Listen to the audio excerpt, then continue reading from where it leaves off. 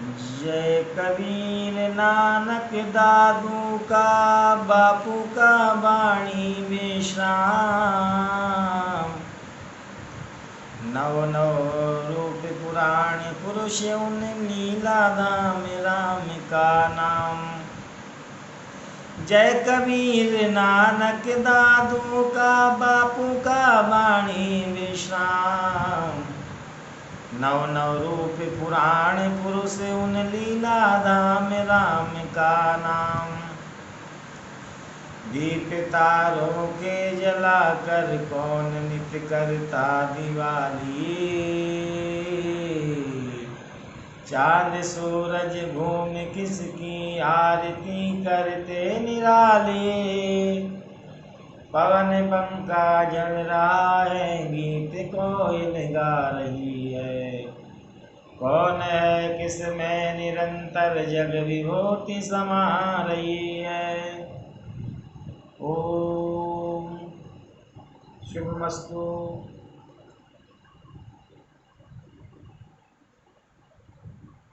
आज हम इस परम पवित्र आदि नगरी वाराणसी में समुपस्थित होकर माँ भगवती भागीरथी जाह्नवी परम पुण्य शरीरा पूज्या माँ गंगा के पावन तट पर समुपस्थित होकर जिनका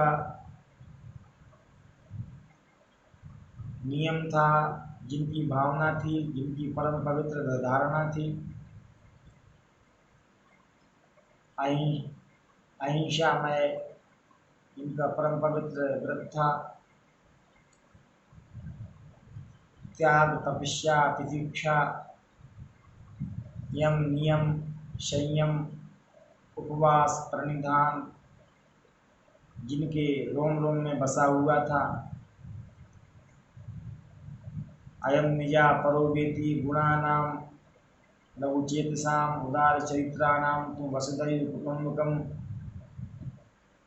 जिनकी भावना में कूट कूट करके समाहित थी,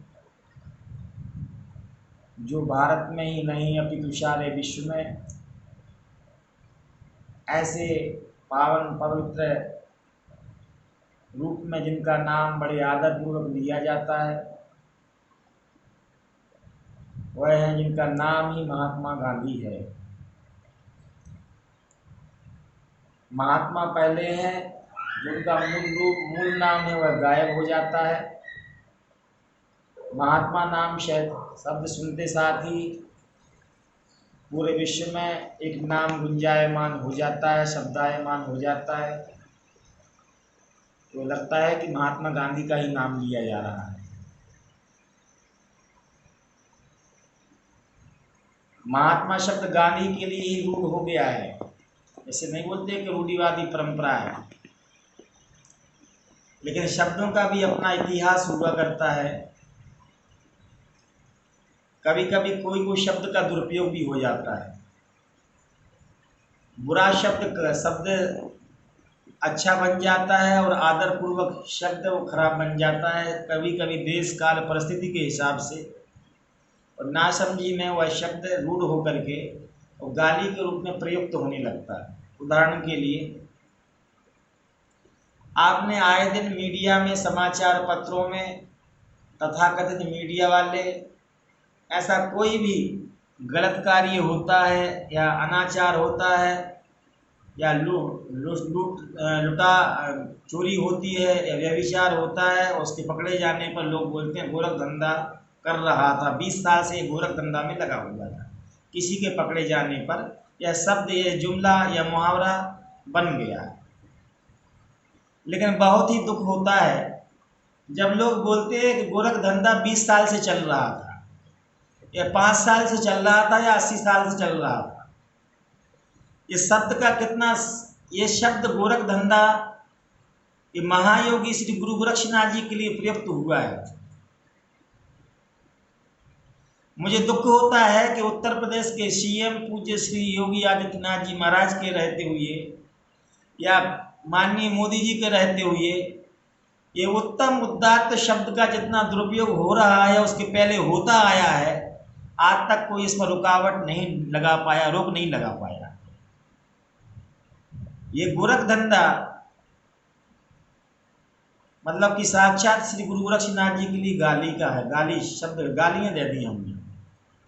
और एक जमाने में गोरख धंधा जो शब्द है, पूज्य श्री गुरु गोरक्षनाथ जी ने ऐसी ऐसी योग विधियां निकाली थी, ऐसी ऐसी ध्यान विधियां निकाली हुई थी। निरंतर कोई न कोई ध्यान प्रक्रिया सिखाने में, नई नई प्रकार की ध्यान प्रक्रिया सिखाने में लगे रहते थे। तो उसके लिए बोलते थे वैष्णव लोग या अन्य संप्रदाय के लोग बोलते थे गोरख धंधा चल रहा है, कि ध्यान की इतनी विधाओं को दिया, ध्यान की इतनी परंपराओं को दिया, ध्यान की इतनी विधियों को दिया कि लोग गिन नहीं पाते थे। कि आपके लिए यह विधि सटीक रहेगी, आप इस प्रकार से नशेड़ी है तो उसके लिए नई ध्यान विधि, कोई योगी है तो उसके लिए एक नई ध्यान विधि, कोई संगीतकार है तो संगीत में ही उसको एक ध्यान विधि, कोई राजनीति करने वाला है तो उसके में राजनीति में उसको एक ध्यान विधि। मतलब ऐसी कोई विधा नहीं थी, ऐसा कोई कार्य नहीं था कि जो पूज्य श्री गुरु गोरक्षनाथ जी के पास में आया और उस अनादि योगी ने, उस आदि योगी ने, जिनके लिए मृगस्थली स्थली पुण्या भाल नेपाल मंडले यत्र गोरक्षनाथेना मेघमाला शनि कृता, जिन्होंने हठ योग की विधियां दी, जिन्होंने चाहे कबीरदास जी महाराज हों, चाहे श्री रविदास जी महाराज हों, चाहे श्री गुरु श्री संत ज्ञानेश्वर जी महाराज हों, चाहे संत श्री गहनीनाथ जी महाराज जी हों, चाहे श्री नामदेव जी महाराज जी हों, चाहे श्री गुरु नानक जी महाराज जी हों, चाहे गुरु तेग बहादुर जी हों, चाहे गुरु गोविंद सिंह जी हों, चाहे गुरु रामदास जी हों, श्री गुरु अमरदास जी हों, सारे महापुरुष संत परंपरा के जितने महापुरुष हैं, उन्होंने श्री गुरु गोरक्षनाथ जी के ही दिए गए हठ योग का पालन किया है। जैसे श्री गुरु कबीरदास जी महाराज ने कहा, दास कबीर चढ़ो गढ़ ऊपर राज्य मिलो अविनाशी, और गढ़ क्या है का शास्त्रशाली वह गढ़ है। ऐसे श्री गुरु गोरक्षनाथ जी के बात के लिए लोग बिना सोचे समझे ही उसके लिए कह देते गोरख धंधा चल रहा था। और गोरख धंधा किस अर्थों में था, किस मूल्यों के साथ जुड़ा हुआ था, इस पर कभी चिंतन नहीं गया, रूढ़ बन गया, शब्द का दुरुपयोग हो गया, और कभी कभी नीच शब्द भी, अपमानित शब्द भी बहुत सम्मानित हो जाते हैं। उदाहरण के लिए बाबू, बाबू शब्द जो है, बापू और बाबू शब्द सम्मानित शब्द नहीं था, ये बंगाली शब्द है। जब अंग्रेज लोग आए बंगाल में 1600 में 18 ईस्ट इंडिया कंपनी की स्थापना करके, ईस्ट इंडिया का मतलब है वह पूर्वोत्तर में ही उनका आगमन हुआ, बंगाल ईस्ट बंगाल में ही, उनमें वेस्ट बंगाल ईस्ट बंगाल में ही उनका आगमन हुआ था, ईस्ट इंडिया कंपनी। जब वहाँ आए तो जो लोग मछलियाँ खाते थे समुद्र तटवासी लोग, उनके मुँह से अधिकांश बदबू आया करती थी, और शब्द प्रयोग होने लगा, बू बू बू होते होते बाबू हो गया। तो बाबू हम किसी साहब के लिए वो सम्मान के तौर पर प्रयोग करने लगे कि ऊंचा शब्द हो गया। कभी कभी सम्मानित शब्द अपमान के तौर पर प्रयोग तो होने लगता है, रूढ़ हो जाता है अपमान के लिए, और सम्मानित शब्द जो है रूढ़ हो जाता है अपमान के लिए। गोरख धंधा मैंने कई बचपना में सुना हुआ था, जैसे हमसे कोई बहस होती थी तो लोग बोलते पॉप हुई हो पॉप। मैं समझता नहीं था कि ये क्या कह रहे हैं, ये समझ रहा गाली दे रहा है पॉप दे करके। मैंने उससे कहा कि तुम बहुत बेवकूफ़ आदमी हो, बुद्धिहीन आदमी हो, आप ये सम्मान में प्रयुक्त कर रहे हो कि अपमान में प्रयुक्त कर रहे हो। अरे पॉप तो जो है आदि दुनिया का विश्वगुरु है, वो आप उसको पॉप बना रहे हो तो किस हेतु से, किस अभिप्राय से, किस इंटेंशन क्या है, मंशा क्या है, आपके अंदर की इच्छा क्या है। कहने का तात्पर्य है कि पूज्य महात्मा गांधी जी का नाम लेते, महात्मा शब्द का नाम लेते साथ ही हमारे सामने एक तस्वीर बन जाती है पूज्य महात्मा गांधी जी की।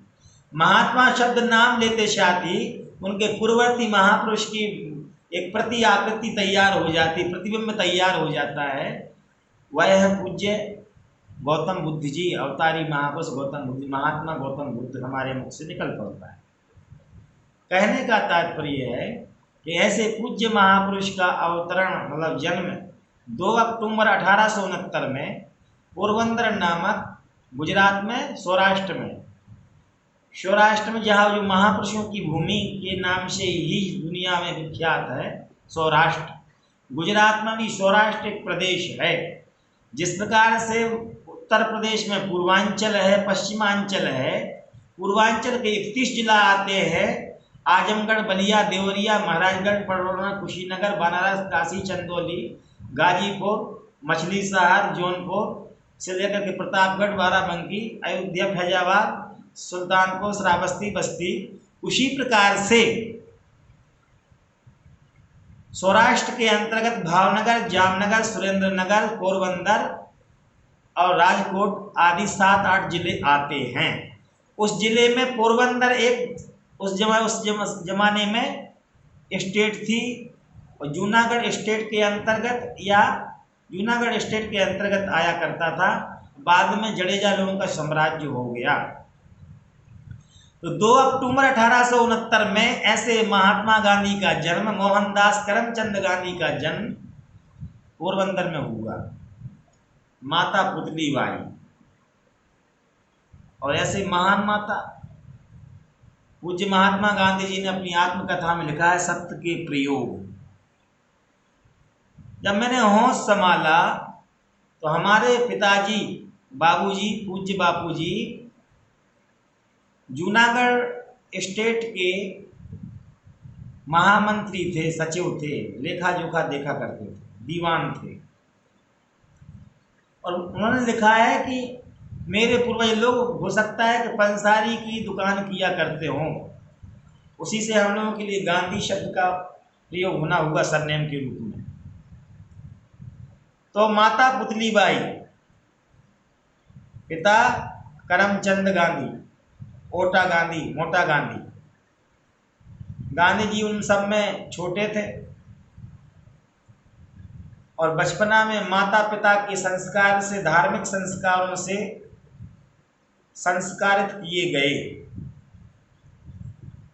उन्होंने अपनी आत्मकथा में लिखा हुआ है कि मेरी माता चतुर्मास के समय बिना सूर्य का दर्शन किए बगैर भोजन ग्रहण नहीं करती थी।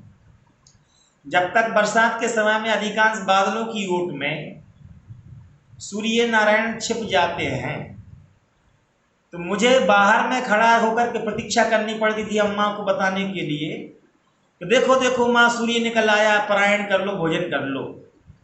जब तक मेरी माँ सूर्य का दर्शन नहीं कर लेती थी या हवेली मंदिर नहीं चली जाती थी, बरसात के दिनों में तो बहुत कष्ट का सामना करना पड़ता था, तो बहुत ही तितिक्षा का सामना करना पड़ता था। और ऐसे पवित्र वातावरण से संस्कार से संस्कारित हुए श्री गांधी जी, जिनके लिए हम भावावेश में भारत और पाकिस्तान का विभाजन का गुनाहगार मान लेते हैं। लेकिन असली बात तो यह है कि पूज्य महात्मा गांधी जी के लिए ना तो भारत के विभाजन से तो बहुत दुख था ही, वो एकता के पैरोकार थे, एकता के संबल थे और उन्होंने अपने पूरे जीवन में समाज को एकीकरण करने के विचार से ही उनका पूरा जीवन उसी से उनके जीवन में, उनके प्राणों में वही रचा बसा हुआ था। परंतु हम पूर्वाग्रह से ग्रस्त होकर के हम इस अवधारणा से ग्रस्त हो जाते हैं, इस कंसेप्ट को स्वीकार कर लेते हैं कि महात्मा गांधी जी भारत पाकिस्तान के विभाजन के गुनाहगार हैं। परंतु जिन्होंने सांप्रदायिकता को फैलाया, असली गुनाहगार तो वही लोग हैं जो सांप्रदायिकता में नाना प्रकार के अफवाहों को फैलाते रहते हैं और अफवाहों के माध्यम से युद्ध कराते रहते हैं। आपने 1994-1995 की घटना को सुना होगा और नहीं सुना हो तो विकिपीडिया पर तलाश कर लेंगे। वह घटना थी रवांडा की। 2-3 जनजातियों का निवास, तुत्सु और हुसु नाम की 2-3 प्रकार की जातियों का निवास उस स्थान पर है। मीडिया के माध्यम से यह धारणा या दुष्प्रचार फैलाया गया और धीरे धीरे वहाँ के ये आपके शत्रु हैं तुत्सी जाति के लोग, धीरे धीरे वहाँ का ऐसा माहौल बना और आपस में वो सांप्रदायिक संघर्ष हो गया, जाति संघर्ष हो गया। और जाति संघर्ष में 8 लाख लोगों की हत्या कर दी गई थी। पूज्य महात्मा गांधी जी इस प्रकार की हत्या और हिंसाओं के सर्वथा विरोधी थे। एड़ी से चोटी लगा करके वह अपना पूरा प्रयास करते थे कि इस प्रकार की हिंसा कहीं ना हो। तो नाना प्रकार के उस समय जो रवांडा में 1994-95 में जो घटना घटित हुई, सांप्रदायिक जातीय हिंसा हुई, उस जाति हिंसा में 8 लाख लड़कियों का बलात्कार हुआ, हत्या, हिंसा, बलात्कार, व्यभिचार हुआ। तो पूज्य महात्मा गांधी जी उस अवधारणा से प्रेरित थे जहां पर ना यत्र हिंसा अस्ति अहिंसा परमो धर्मः, परम धर्ममय विदित अहिंसा। सबसे अच्छा धर्म क्या है, सबसे अच्छी पूजा क्या है? तो श्री रामचरितमानस में श्री गोस्वामी तुलसीदास जी महाराज ने कहा परम धर्ममय विदित अहिंसा। सबसे उच्च कोटि का धर्म है अहिंसा का पालन करना और कर्मणा मनसा वाचा से किसी व्यक्ति के लिए दुख ना पहुंचाना सर्वोच्च अहिंसा का प्रतीक है। तो महात्मा गांधी जी के लिए जो संस्कार मिल रहे थे, बचपना से धार्मिक संस्कार मिल रहे थे, उनके लिए उन्होंने अपनी आत्मकथा में लिखा कि 13 अवस्था की आयु में जिस समय हंस खेलने कूदने और पढ़ने लिखने की उम्र होती है, उस जमाने में बाल्यावस्था में ही विवाह संस्कार करा दिया जाता था और बालिका की वधू की उम्र भी छोटा होती थी, छोटी होती अल्पायु होती थी, मतलब कि उस समय बहुत प्रौढ़ अवस्था को प्राप्त नहीं कर पाता था और उसके पहले ही विवाह कर दिया जाता था। तो पूज्य महात्मा गांधी जी ने कहा कि हम कोई चीज़ से परिचित नहीं थे। मुझे लगा कि जैसे बच्चों का खेला जा रहा हो, 1 महीना पहले से ही गालियों की और गला फाड़ने की और गांव देहात में तैयारी हो जाती है और सारे रिश्तेदार इकट्ठे हो जाते हैं।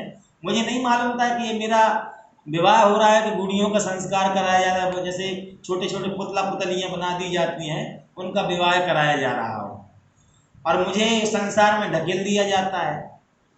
और मैं जो वैवाहिक क्रिया की जानकारी भी नहीं थी और मुझे कुछ भी जानकारी नहीं थी संसारिक धर्म की, कि संसारिक धर्म क्या होता है। और मैं पढ़ना लिखना चाहता था और पढ़ लिख करके वकील बनना चाहता था, मेरे मन में उम्मीदें थी। उसके पहले की घटना बता देना उपयुक्त तो होगा। बचपना में जो है बहुत जल्दी प्रभाव पड़ता है, बहुत शीघ्र प्रभाव पड़ता है कुसंस्कारों का या अच्छे संस्कारों का। जिस संस्कारों से व्यक्ति संक्रमित हो जाएगा या संस्कारित हो जाएगा तो वह संस्कार उसके जीवन पर्यंत रहने वाले होते हैं। यथा जैसे उदाहरण के लिए पूज्य महात्मा गांधी जी लिखते हैं अपनी आत्मकथा नामक पुस्तक में कि बचपना में ऐसी सोहबत में कुसंग में आ गया था कि हमने अपने पूज्य पिताश्री के बैग में से, जेब में से, पॉकेट में से पैसे चोरी करना शुरू कर दिया था। क्योंकि सौराष्ट्र में कुटेब फैला हुआ था जो कि आज ही वर्तमान में मौजूद है। तो सर्वाधिक बीड़ी सौराष्ट्र में आज भी पी जाती है, वहाँ का ये मुख्य कुटेब है। कुटेब मतलब कि कुटेब में लोग जो है सत्संग भी सुनने जाएंगे तो बीड़ी पी लेंगे, मंदिर में भी बीड़ी पी लेंगे।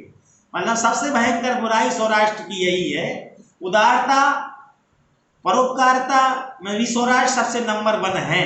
सेवा सत्कार करने में, रोटी खिलाने में, दीन दुखियों की सेवा करने में भी सौराष्ट्र के लोगों का एक उच्चतम स्थान है। और उद्योगपतियों में भी एक उच्चतम स्थान है। वीरों की और सूरों की वीरों भूमि के लिए भी उसका नाम है। लेकिन वहाँ का मुख्य कुटेब है कि सार्वजनिक स्थलों पर भी वो बीड़ी पीने से परहेज नहीं करते हैं। वह परहेज की परंपरा वह उस समय फैल चुकी थी। और गांधी जी ने अभी जैसे कि सरकंडा की बीड़ी बना करके बच्चे लोग नहीं पीते हैं, ऐसे ही बीड़ी बना करके पीना शुरू कर दिया कुसंग में आकर के। पूज्य महात्मा गांधी जी ने कई ढंग से लिखा हुआ है कि जब मैं अपने पिताजी की बीड़ी के लिए, तंबाकू के लिए चोरी करना शुरू कर दिया मैंने, तो एक दिन अकस्मात विचार आया कि मेरे पूज्य पिताजी मुझे बहुत ही उच्च निगाहों से, उदात्त दृष्टि से देखते हैं और मैं उनकी अवज्ञा का पालन कर रहा हूँ, मैं उनकी आज्ञा का उल्लंघन कर रहा हूँ, उनकी आज्ञा का उल्लंघन हो रहा है। तो गांधी जी ने क्या किया, एक दिन उनके मन में एक प्रायश्चित का बोध हुआ। उन्होंने दायित्व को समझा कि मेरे पूज्य बापूजी मुझे कितने आदर की दृष्टि से कितना विश्वास करते हैं और अपने पूज्य पिताजी के समक्ष आकर के उनके मोती जैसे आंसू वो लेटे हुए थे, वो ढुलक गए, मतलब प्रायश्चित स्वरूप। कभी कभी जीवन में प्रायश्चित जो होता है व्यक्ति के संस्कार के लिए, व्यक्ति के जीवन के लिए बदल देता है। गांधी जी के जीवन में रूपांतरण होना प्रारंभ हो गया। जिस व्यक्ति के मन में प्रायश्चित की भावना आ जाए कि मैं अब दोबारा इस कार्य के लिए नहीं करूंगा, ऐसे अवगुण से युक्त मैं अपना जीवन नहीं जीऊंगा, वह निश्चित तौर पर अपना बदलाव कर लेता है। पूज्य महात्मा गांधी जी ने कहा कि मेरे ज्येष्ठ भ्रातागण और अन्य मित्रगण हम लोगों से कहते कि भाई देखो, अंग्रेजों से आप लड़ाई कैसे लड़ोगे। बचपना, छोटे बच्चा, इनके मन में उससे का प्रभाव पड़ा, और प्रभाव इतना भारी पड़ा कि वो बच्चे लोग, वो सारे जो विवाह हो चुके हो, एक मांसाहार घर में ले जाते हैं जहाँ बकरा कटा हुआ था, भेड़ बकरी कटी हुई थी। उनका बाल देख करके श्री गांधी जी के मन में उल्टी का, पलटी का, वामिट का विचार होने लगता है, संभाल नहीं पाते थे। बताओ, जिसके लिए आप शक्ति का पूरक मान रहे हो, जिसकी शक्ति की औषधि मान रहे हो, इसको देखने में ही वितृष्णा पैदा हो रही है, और वहां से भागकर चले आते हैं और मन में प्रतिज्ञा करते हैं कि मांसाहार का सेवन तो कदापि ही नहीं करूंगा। और अन्य कुसंगी जो इनके संगी रहते हैं, वो लोग भी काफी प्रयत्न करते हैं, जब उनकी उम्र युवा अवस्था में प्रवेश करने के पूर्व में ही वो लोग एक वेश्या के यहाँ ले जाते हैं, धंधा करने वाले के यहाँ ले जाते हैं कि इसके साथ में रमण करो, भोग कर लो। महात्मा गांधी जी उसको देखते हैं और वहां से उसको धक्का मार कर वैसे कहे तुम्हें कुछ करना नहीं तो यहाँ से चले जाओ। महात्मा गांधी ने बहुत स्पष्टीकरण के साथ लिखा हुआ है, उसमें उन्होंने एक भी वस्तु का छुपाव नहीं किया। महात्मा गांधी जी वहां से चले जाते हैं, मोहनदास जी, और अपने जीवन में रामचरितमानस, गीता, भागवत और ऐसा ऐसा समय समय पर जैन मंदिर जाना, हिंदू वैष्णव मंदिर जाना, रामचरितमानस का पाठ करना। यहाँ तक कि लिखा हुआ है कि हमारे राम जी मंदिर के पुजारी जी रामायण रामचरितमानस का पाठ किया करते थे, और मैं कंठीधारी वैष्णव थे हमारे परिजन लोग और माता पिता। और उन्होंने, मैंने सुना कि ईसाई धर्म को हमारे गांव में धर्मांतरण हुआ है, जो ईसाई बन गया, ईसाई बनने को उसके लिए शराब और मांस खाना पड़ा है और कपड़ों को चेंज करना पड़ा है। तभी से मुझे ये लगा कि ऐसे धर्म को धिक्कार जिसमें मांस खाना पड़ता हो, शराब पीना जिसके लिए स्वीकार करना पड़ता हो, ऐसे क्रिश्चियन धर्म के लिए या कोई भी धर्म के लिए जो विगरहित अवस्था में ले जाता है, जो अपने आप को धर्म भी कहता है, ऐसे धर्म का मैं पालन नहीं करूंगा, मैं धर्मांतरण नहीं करूंगा। अंततः धीरे धीरे शिक्षा दीक्षा राजकोट आदि आदि जगहों पर होती है, धोरा जी से आते जाते हैं, खुजली का भी वृतांत दिया गया है। कहने का तात्पर्य है कि गांधी जी कैसे होगा जिनके लिए हमने कहा कि वाह गांधी क्या चली तुम्हारे नाम की आंधी, जीवन भर फिरे एक लंगोट में, आज बैठे हो 1000 2000 के नोट में या 500 के नोट में, तो वो कैसे संभव हो पाया। उन्होंने अपने आप को, उनके जीवन में जो सबसे पहली विशेषता थी कि उनके लिए भटकने के पूर्व में ही उनके लिए अध्यात्म गुरु का दर्शन हुआ। वो अध्यात्म गुरु थे श्रीमद राजचंद्र जी, जो कि जैन तपस्वी तितिक्षु थे, श्वेतांबरी जैन थे, जो हीरा के व्यापारी होते हुए भी उनके जीवन में अध्यात्म का वह उद्भव प्राकट हुआ था कि वह पूर्णतया आत्म अनुसंधान में, आत्म जिज्ञासा में, आत्म तितिक्षा में, आत्म परिणाम में और अपने आप में तल्लीन रहा करते थे, जिनके लिए शताब्दानी व्यक्ति की उपाधि से विभूषित किया गया था। वो शताब्दानी इस प्रकार से होते कि 100 लोग एक एक शब्द बोल रहे हैं, लेकिन उनके लिए वो अंतिम सबके शब्द एक एक बार बोलने सुनने के बाद में सबका शब्द याद हो जाया करता था। ऐसे थे श्रीमद राजचंद्र जी। देह दशा जैनी दशा बहते देहातीर, ते ज्ञानी माँ चरण माँ हो बंधन अग्नि। श्रीमद राजचंद्र जी आत्मज्ञानी महापुरुष थे। सौभाग्य से श्री मोहनदास करमचंद गांधी और महात्मा गांधी के लिए श्रीमद राजचंद्र जी का सानिध्य प्राप्त होता है। जब भी कभी उनके लिए संशय हुआ, या संसारिक क्षेत्र में या व्यवहारिक क्षेत्र में या व्यापारिक क्षेत्र में या आध्यात्मिक क्षेत्र में, सारे प्रश्न बनाकर प्रश्न लिख करके श्री पूज्य राजचंद्र जी के पास में भेज दिया करते थे। और श्रीमद राजचंद्र जी की भी आयु अधिक नहीं थी, महात्मा गांधी से अधिक नहीं थे। वो 2-5-6 साल की ही उम्र ज़्यादा बड़ी रही होगी। उनका बहुत कम वजन बचा था, लेकिन वो निरंतर उपवास किया करते थे, तपस्या किया करते थे। और महात्मा, जबकि गृहस्थ जी पूर्णतया व्यापारिक जीवन में उनका था, लेकिन उसमें भी उन्होंने एक अवसर निकाला था। उनका कहना था, कला 72 जीव की तामे दो सरदार, एक पुरुष की जीविका दूसरा जीव उद्धार। जब ये सुनते कि हमारा जीव उद्धार करने के लिए, आत्म उत्थान के लिए हमारा मानव तन मिला हुआ है, दुर्लभो मानुषो देहो देही नाम क्षणभंगुरा, तो सुनकर के गांधी जी के मन में ध्यान करने की जिज्ञासा, सामायिक करने की जिज्ञासा पैदा हुई। माता पिता, पूज्य माता पिता का संस्कार सब कुछ लेने के बाद में एक तैयारी किया कि बैरिस्ट्री पढ़ने के लिए उनके लिए फलाने जगह जाना है बैरिस्ट्री करने के लिए। वो इंग्लैंड में पढ़ते हैं, बैरिस्टर इंग्लैंड में बैरिस्टर बन जाते हैं। और फिर जब केस लड़ने के लिए और पढ़ाई करने के लिए, घूमने फिरने के लिए वो अफ्रीका जाते हैं। जब अफ्रीका जाते हैं, तो अफ्रीका में जाने में जब व्यक्ति भ्रमण करता है, इसको कहा गया कि बिना घूमे ज्ञान नहीं होता है।